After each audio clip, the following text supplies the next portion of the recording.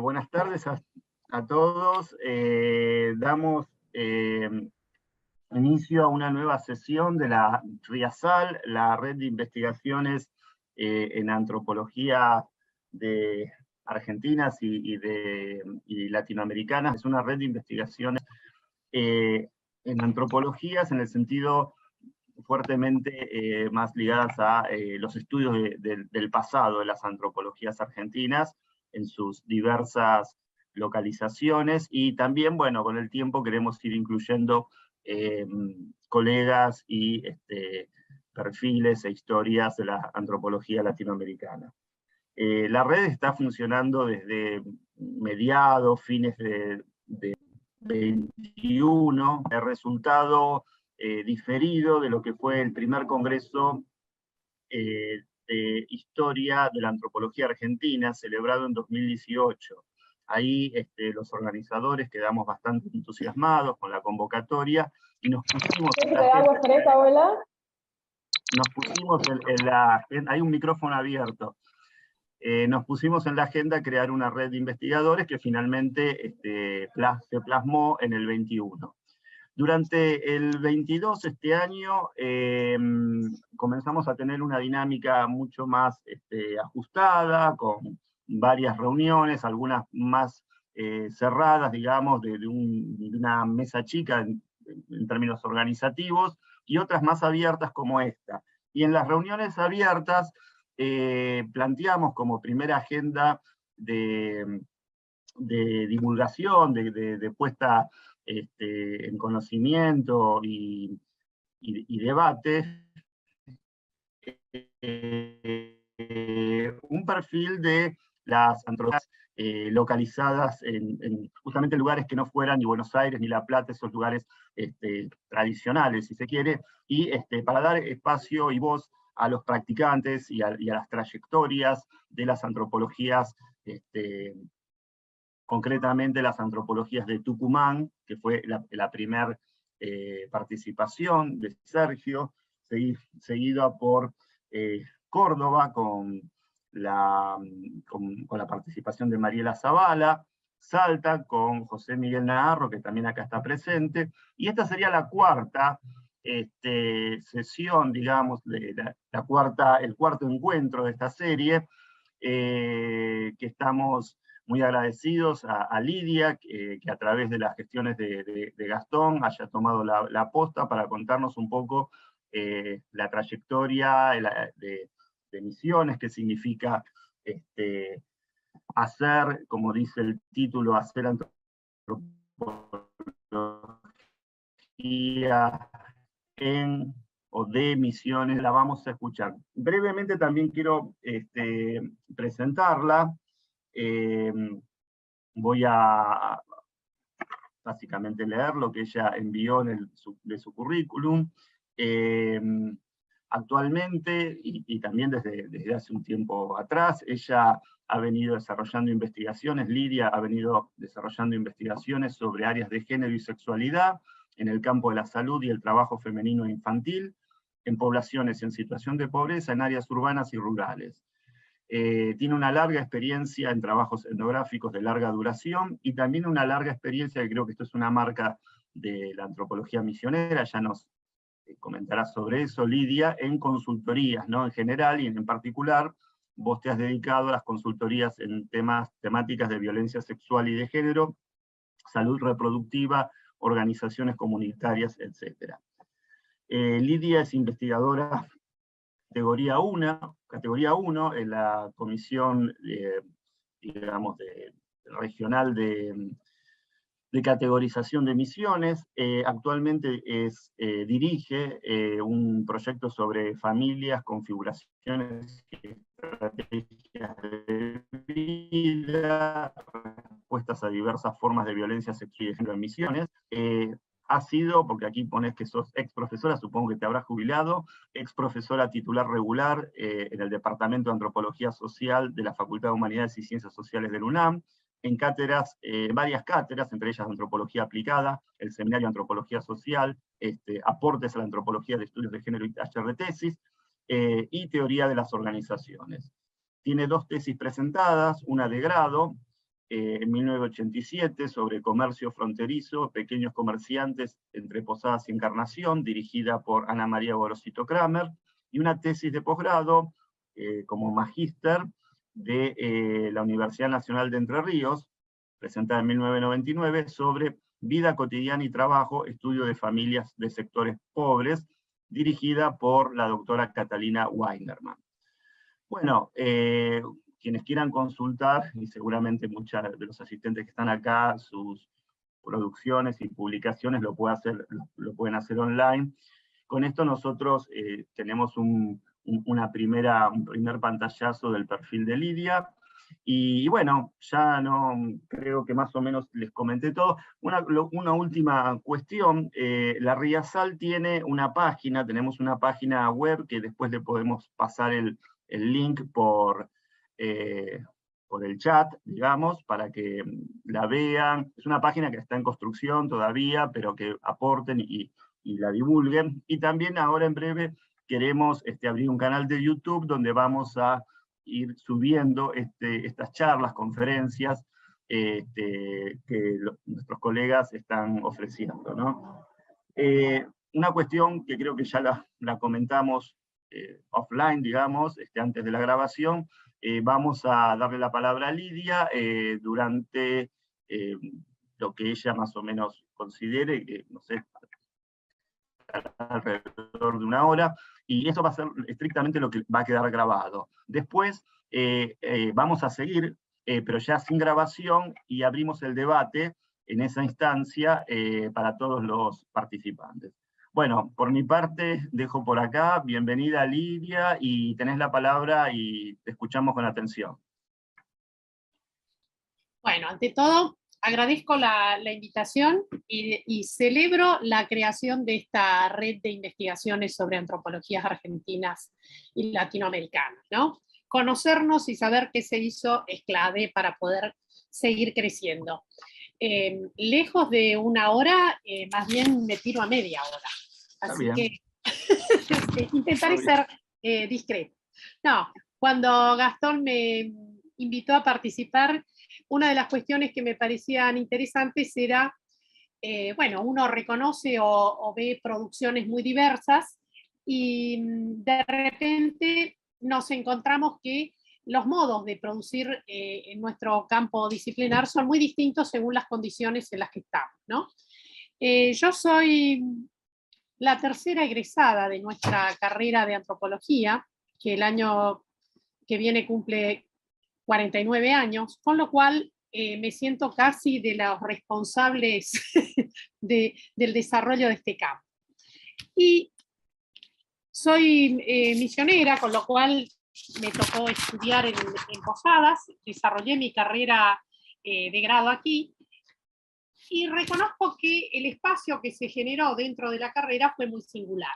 Yo planteé la presentación de hoy a partir de una mínima revisión histórica de cómo se fue gestando la carrera, cómo vivimos y sobrevivimos durante la dictadura cívico-militar, y también lo que fueron las propuestas de cambios de planes de estudios y cómo fuimos desarrollando nuestras habilidades como investigadores, y también el trabajo por fuera de los espacios académicos.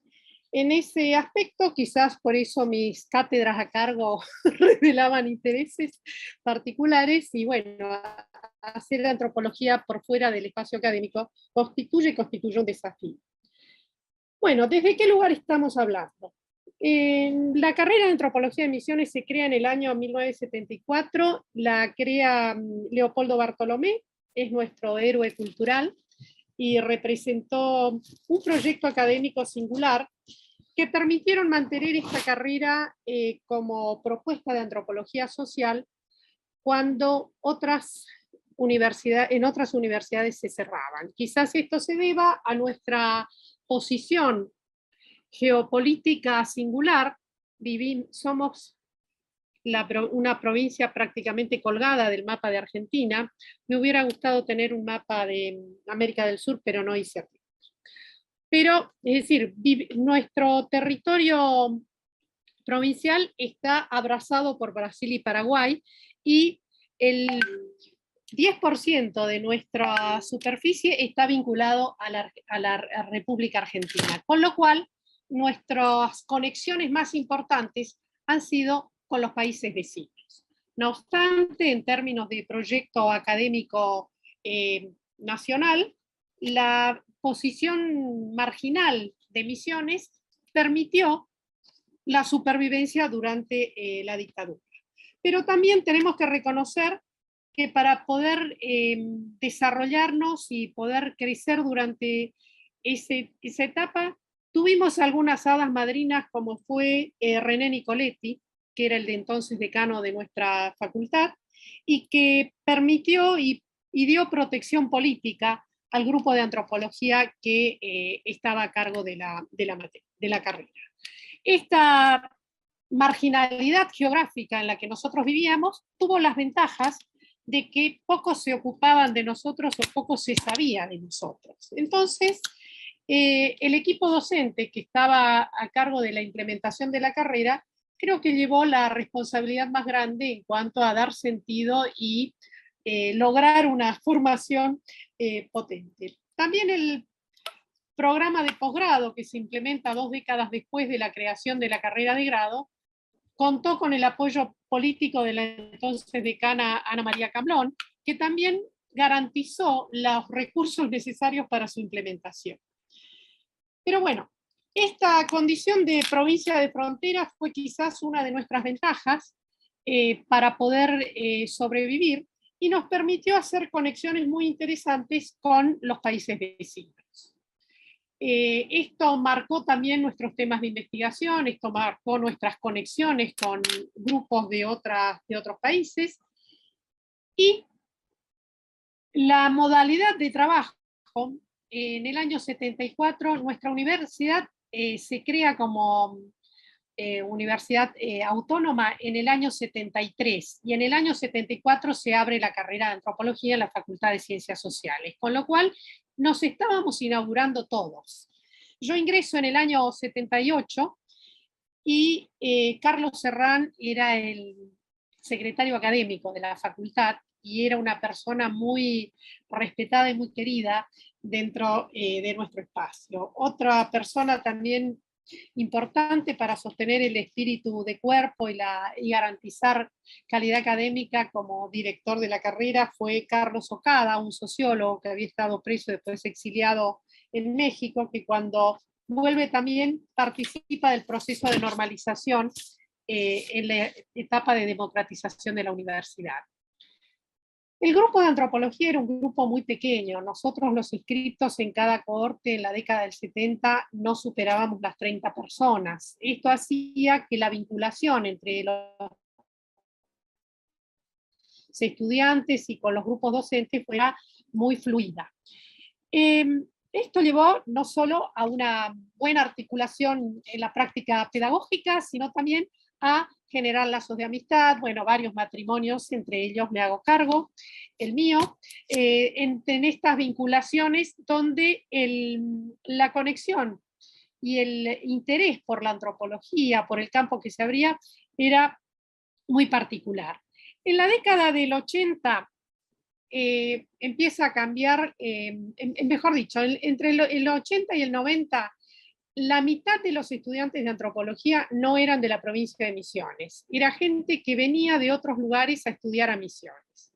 Teníamos estudiantes de Buenos Aires, estudiantes de La Plata, estudiantes de Córdoba, estudiantes de Chile, estudiantes de Brasil, y había una articulación muy variada de conexiones que se iban dando entre la gente de afuera y los locales. En este compromiso de garantizar calidad académica y de garantizar también cierta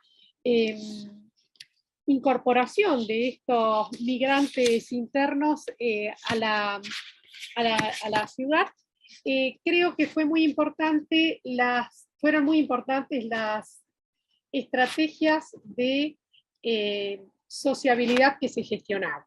La casa de Leopoldo Bartolomé, al igual que la casa de Carlos Serrán y la de Carlos Ocada, y después más tarde la de Fernando Jaume, fueron espacios de encuentros casi regulares y permanentes entre estudiantes y estudiantes con docentes, ¿no? Esto también le dio una modalidad a nuestro estilo de formación. Pensemos que nuestra universidad, en este carácter casi satelital dentro del sistema universitario argentino, disponía de una biblioteca muy limitada para el campo antropológico, y en realidad el desarrollo de las asignaturas dependía de las bibliotecas particulares de los docentes. Y aquí tenemos que considerar el fuerte compromiso y la disposición a compartir sus acervos bibliográficos con el estudiantado. Tampoco las fotocopias estaban a la orden del día, se mimeografiaban los apuntes, eran modalidades muy distintas de trabajo. Y a partir de la década del 90 comienza a cambiar, hacia fines de los 90, comienza a cambiar el tipo de estudiantes. Ya no son tantos los que vienen de afuera, porque se empezaron a reabrir carreras en las universidades nacionales, se recuperaron otros espacios académicos, y también cambió nuestro perfil de estudiantes. La mayoría de nuestros estudiantes a partir de ese momento empezaron a ser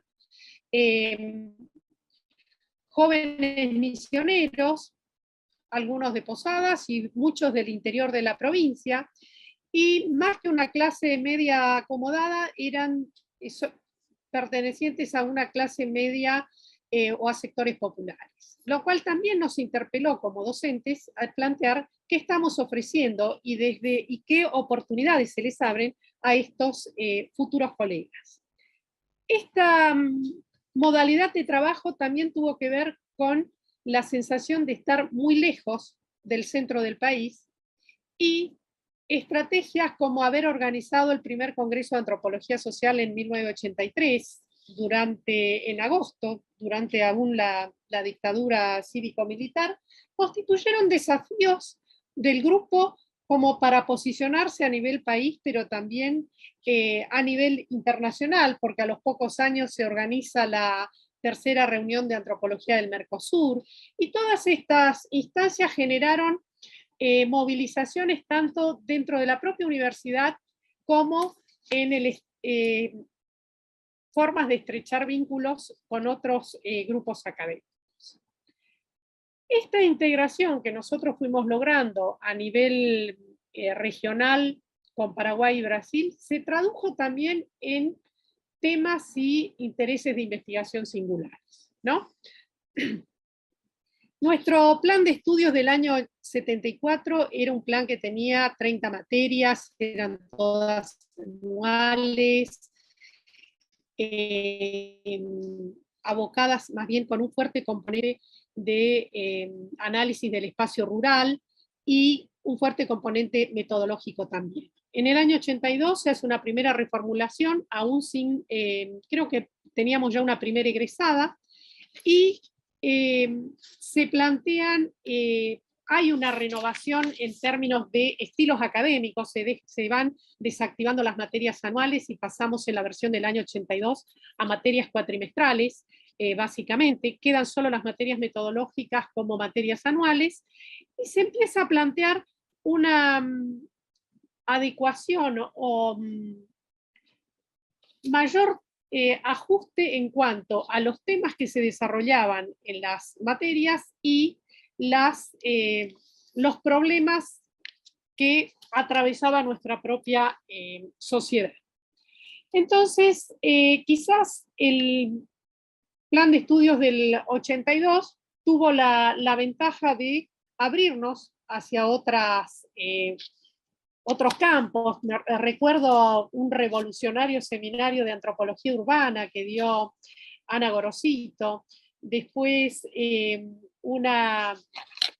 otro seminario de gran interés que da Carmen Ferradas de antropología médica, y eran como temáticas que no estaban en el programa originario y que van surgiendo a partir de los intereses de del propio cuerpo docente y que van abriendo otros campos posibles.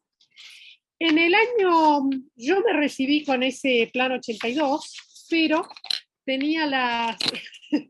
A ver, creo que Leopoldo Bartolomé, como gestor de la carrera y como alma mater del grupo, era una persona bastante inquieta y preocupada por actualizar y articular esta oferta académica a las demandas, no sé si estrictamente del medio en términos de la sociedad misionera, pero sí de lo que se esperaba de la antropología. Y en ese sentido, cuando se formula el plan de estudios 1995, que aún lo tenemos vigente ya con 20 y pico de años a cuestas, nos encontramos con una propuesta académica absolutamente superadora o mucho más orgánica, donde la articulación entre los núcleos temáticos duros de la antropología se van complementando con otros estudios sociales, la línea del desarrollo de la historia, de la economía, de la lingüística, aparecen complementarias a nuestra formación, así como se mantiene un fuerte énfasis en lo que es la formación metodológica. Este plan de estudios, que lo queremos y lo odiamos con distintas alternancias, nos ha marcado a nosotros como profesionales por las cuestiones metodológicas. Tiene un trayecto metodológico muy denso, 3 materias anuales de metodologías, 2 cualitativas y una cuantitativa, a las cuales se complementan una estadística, una discusión sobre introducción al conocimiento científico, el antropología aplicada, el seminario de práctica antropológica, el taller de tesis. Hay numerosos créditos que se deben o que atraviesan los estudiantes en esta formación académica. Pero ¿qué nos ocurre aquí?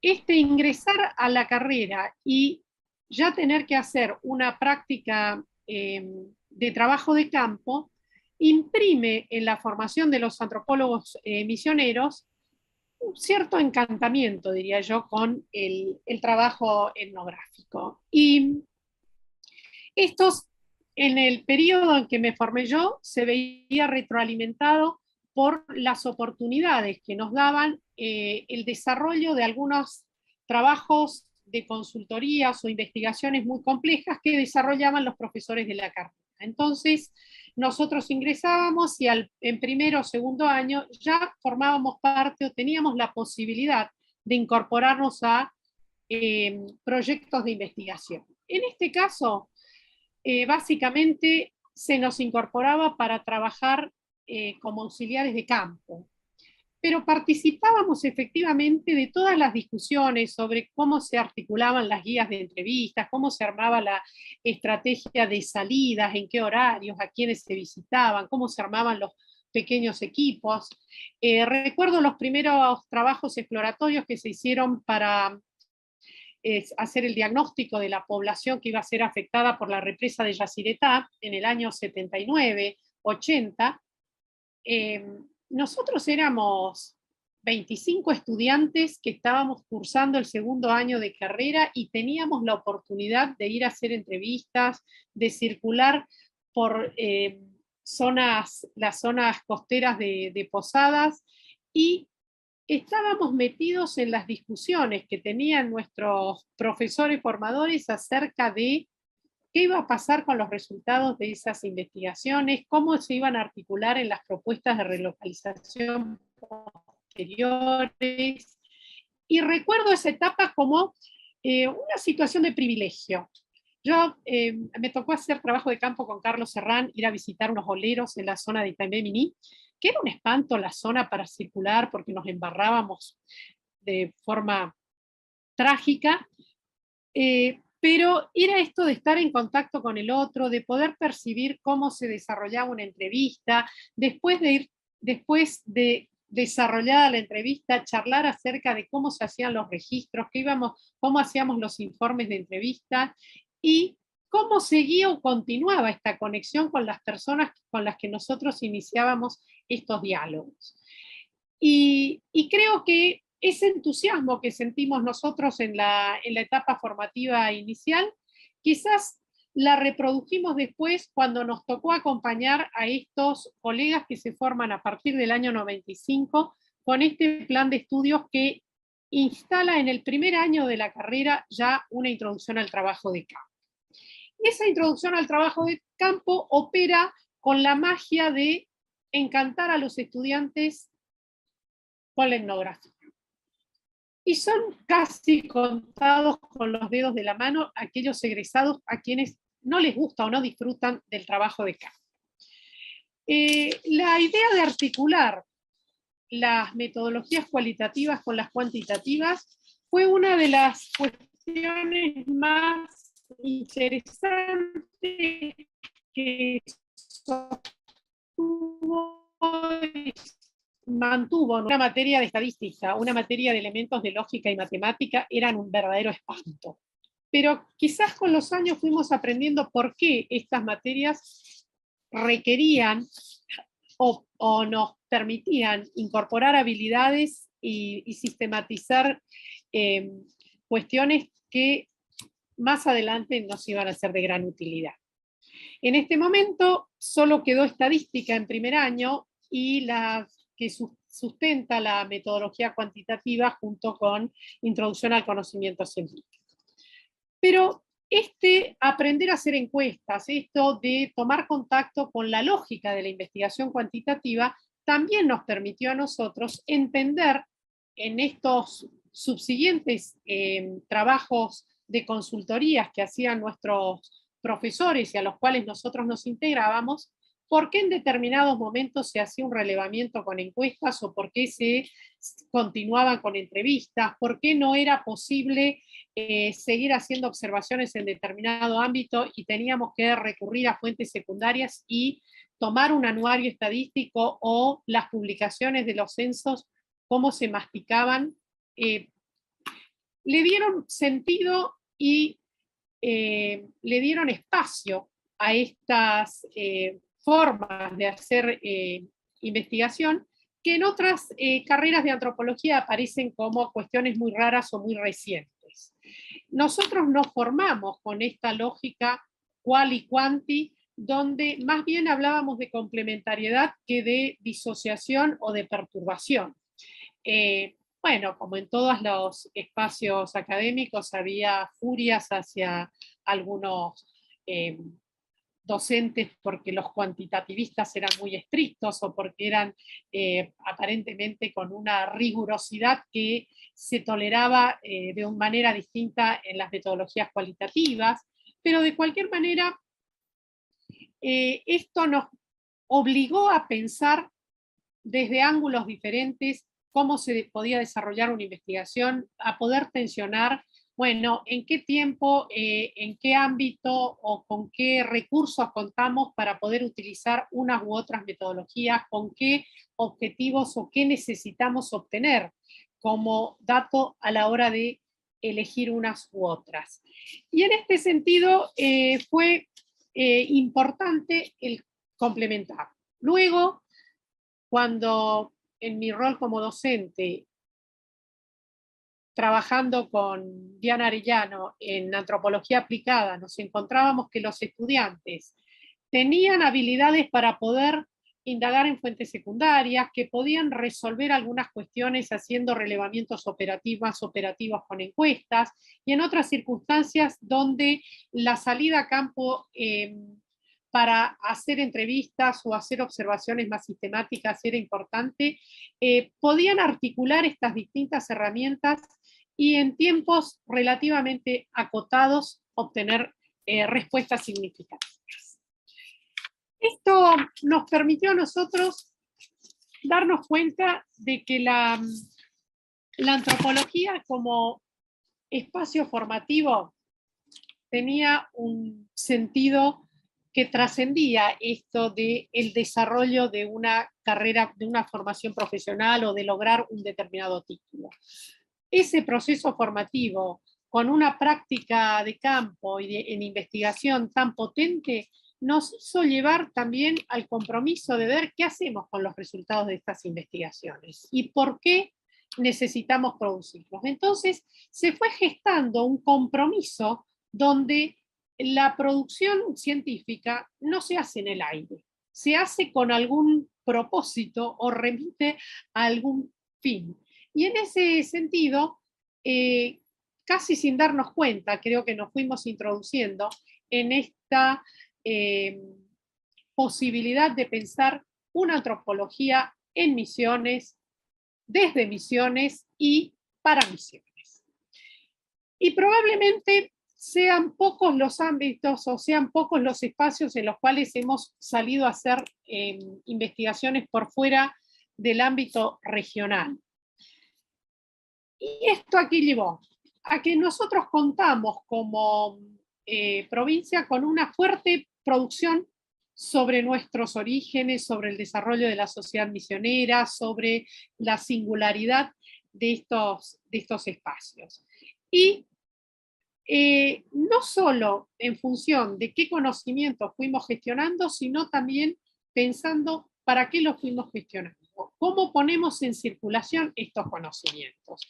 Y aquí es un poco esto que me planteaban, que a lo largo de mi carrera de más de 30 y pico de años que llevo como profesional, me encuentro que responder a esta preocupación de hacer investigación en serio, pero hacer una investigación potente cuyos resultados puedan ser útiles para modificar aquellas cosas que nos preocupan, se constituye en un compromiso como profesional y como docente.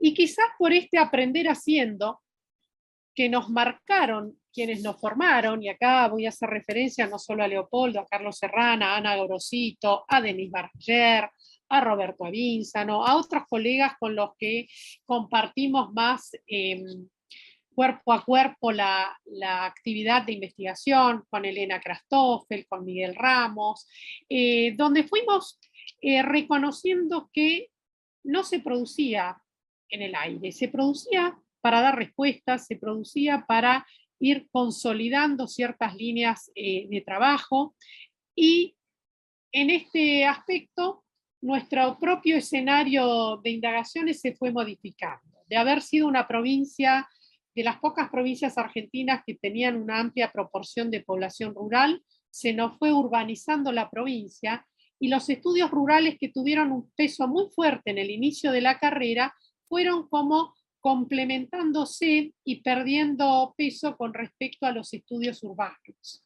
Quizás esa experiencia del proceso de relocalización de gran parte de la población de Posadas por la construcción de la represa de Yacyretá obligó a nuestra comunidad académica a repensar otras estrategias. Y en ese sentido, líneas como la que mantuvo durante décadas Ana Gorosito con respecto a los pueblos guaraníes, se mantuvo y se sostiene, pero digamos, se fue actualizando con respecto a los problemas y a las temáticas trabajadas. Cuando yo me articulo con un grupo, pocas antropólogas éramos, creo que 3, con Liliana Ceró, a trabajar en las cuestiones de género, y eran los estudios sobre la mujer a fines de los 80, nos encontramos que había vetas de investigación que no eran prioritarias para el núcleo duro de nuestros profesores formadores, pero sí se habilitaban los espacios para hacer otro tipo, para trazar otras líneas.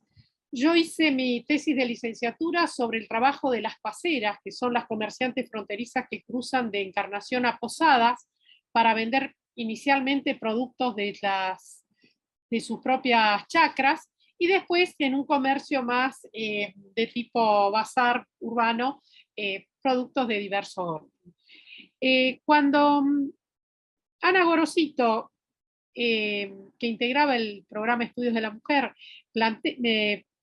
planteábamos, bueno, ¿por qué este estudio? ¿Qué implicaba? Era un fenómeno muy local. qué nos estaba proponiendo y cómo se gestionaba esta actividad de las paseras en concertación con el mundo que se vivía en Encarnación y en la zona de la campaña, como le llamaban ellas, que rodea a la ciudad de Encarnación en Paraguay. Y para poder entender ese fenómeno tan cotidiano de posadas, nosotros teníamos que cruzar el río. Y todavía no estaba construido el puente internacional, y nos encontrábamos ante un fenómeno que tenía aspectos vinculados a la cuestión estrictamente económica o comercial, pero también cuestiones vinculadas a las cuestiones de género, al trabajo femenino, a cómo aparecían estas actividades singulares en este campo.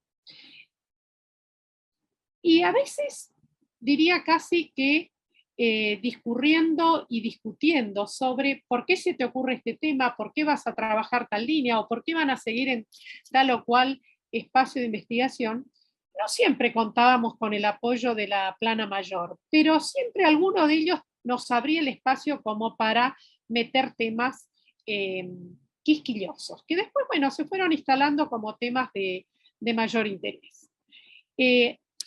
Tuvimos durante el inicio de la carrera una importante orientación con respecto a las líneas de investigación. Se fijaban ejes potentes o ejes que aglutinaban la mayor parte de los investigadores. Pero también se dejaban estos intersticios por los cuales se fueron proponiendo otros temas, y si nosotros observamos en este momento la diversidad de temas que trabajan los antropólogos en Misiones, podríamos reconocer un espíritu democrático importante. Pasamos, recupero básicamente mi propia trayectoria como investigadora, donde el trabajo femenino fue una de mis preocupaciones, pero también las cuestiones de salud, las cuestiones de violencia. Volvemos hacia la cuestión de salud sexual y reproductiva, la sexualidad se reinstala, las discusiones en torno a las familias. Vamos como circulando por distintos campos temáticos, quizás en búsquedas personales, pero que también responden a otras conexiones de tipo, diría, de militancia política y social. Cuando Ana Gorosito, Liliana Ceró y yo integramos el programa Estudios de la Mujer, contemporáneamente al momento en que se estaba gestionando el posgrado de Antropología Social, éramos casi unas antropólogas exóticas que nos ocupábamos de temas que no eran los nodales de nuestra comunidad científica. Pero no nos castigaron en el sentido de rechazar nuestras propuestas y demás. Manejábamos como caminos paralelos, y nosotros estábamos muy comprometidas en el desarrollo de las políticas públicas orientadas hacia el colectivo de mujeres, pues se había creado en la provincia el Ministerio de la Mujer. Y nos parecía importante aportar desde el espacio académico elementos para que esas políticas fueran lo más precisas y ajustadas posibles. Y esto nos obligó a entrar en conexiones con espacios de gestión de políticas públicas muy potentes, como era el Consejo Nacional de la Mujer, el Ministerio de Trabajo de la Nación, aparecían el Consejo Federal de Inversiones, aparecían líneas de financiamiento que se potenciaban y que nosotros, siendo un grupo de investigación de la universidad articulados con el gobierno provincial, podíamos gestionar fondos, pero sobre todo generar recursos o resultados que pudieran entrar en juego rápidamente en la gestión o en la gestación de esas políticas públicas.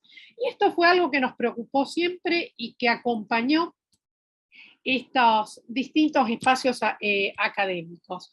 El poder articular una producción científica potente en respuesta a demandas o necesidades que se planteaban desde el espacio político de la gestión del gobierno tanto provincial como del gobierno local. Esto nos llevó también a pensar cómo nosotras antropólogas nos posicionábamos y trabajábamos para cualquier gestión de gobierno. Era lícito elegir una determinada línea política, qué nos estábamos vendiendo, qué grado de neutralidad teníamos. Este tipo de discusiones habían estado a la orden del día. ¿Por qué? Porque también cuando trabajábamos en las consultorías para la entidad binacional Yacyretá, el primer cuestionamiento era que estamos en un periodo de la dictadura cívico-militar y la EBI estaba administrada por gente de las Fuerzas Armadas.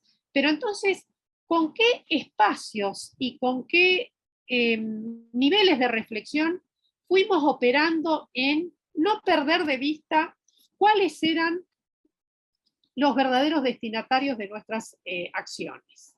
Y así como pensar en la población relocalizada en la década del 80 era pensar en que los posadeños que vivían en la costa del río no se quedaran sin ningún recurso y que pudieran capitalizar su forma de vida y defender cierto sentido de pertenencia en ese momento, así como luego el pensar en el espacio político que se abría al crear un Ministerio de la Mujer en la provincia y la posibilidad de articular con políticas nacionales que se estaban planteando muy potentes a nivel país, nos obligaban a esta reflexión sobre ¿para qué hacemos antropología? ¿Por qué investigamos los antropólogos? ¿Y cuál es el uso que le damos a nuestra producción? ¿Y qué cosas podemos hacer y desde dónde podemos aportar? Reconozco que no fue fácil. Nos hemos peleado mucho, hemos discutido mucho, pero también esto nos permitió reubicarnos y llevar una vigilancia sistemática sobre qué estábamos haciendo. A veces cuestiones coyunturales, como fue el ingresar al mundo de la salud sexual y reproductiva, porque habíamos quedado descolocados políticamente en la, en la facultad, y entonces una amiga de Santiago del Estero, nos propone participar en una consultoría sobre la salud reproductiva y las condiciones de trabajo de las mujeres, y entonces nos metemos en el mundo de la sexualidad y la reproducción, y ahí es donde reconozco que evidentemente nuestra formación inicial nos permitía ir abriendo estos campos y consolidando espacios de trabajo.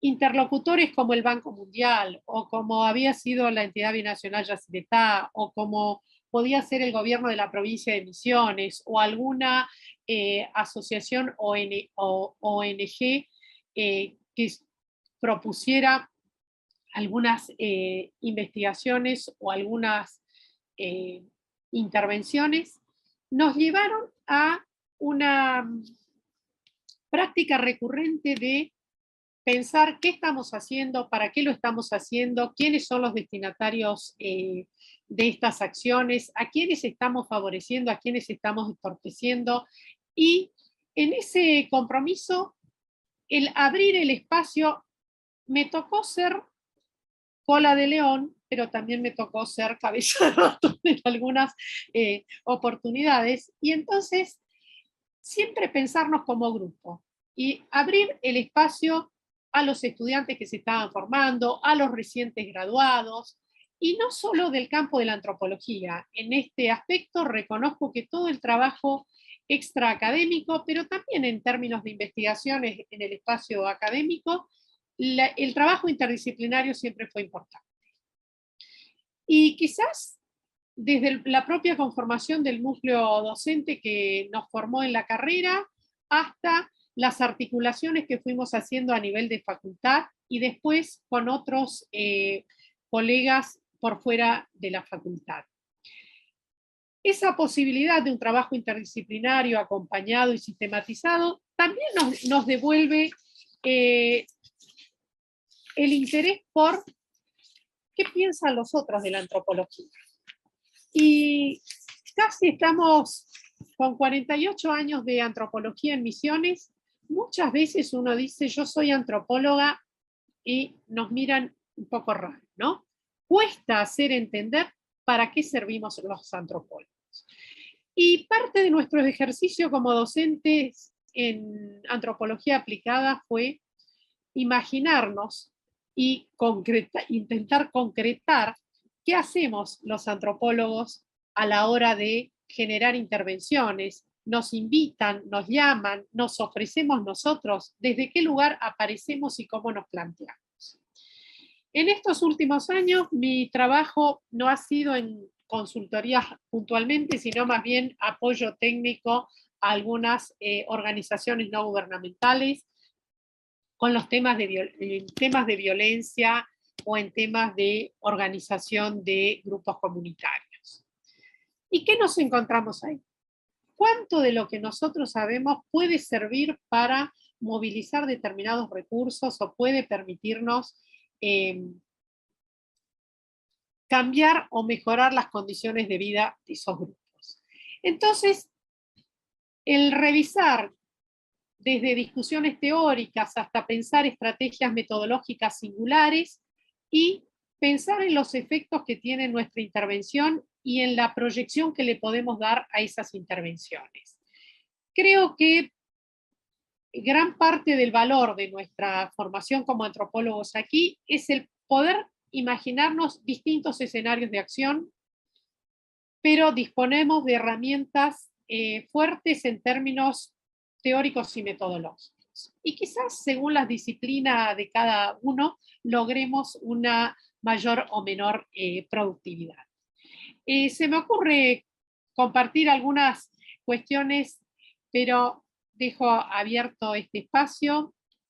Me siento orgullosa de ser una antropóloga formada en Misiones y me siento muy comprometida en lo que la herencia que les dejamos como responsabilidad, porque efectivamente me jubilé este año, aunque continúo con actividades de investigación, en docencia ya no, pero donde siento que las generaciones que quedan a cargo de la formación de nuestros antropólogos son de algún modo nuestros herederos. Y en ese sentido me siento tranquila. Muchas gracias. Bueno, excelente, Lidia, muchísimas gracias. La verdad que nos has dado un panorama muy rico de la historia de la carrera a partir de tu trayectoria, digamos, como protagonista, ¿no? Desde estudiante hasta profesora titular, formadora, y bueno, creo que se va a abrir de aquí en más, cuando terminemos con esta primera parte, un lindo debate. Así que si les parece, podemos finalizar este primer momento de la charla de Lidia y pasamos a la segunda instancia.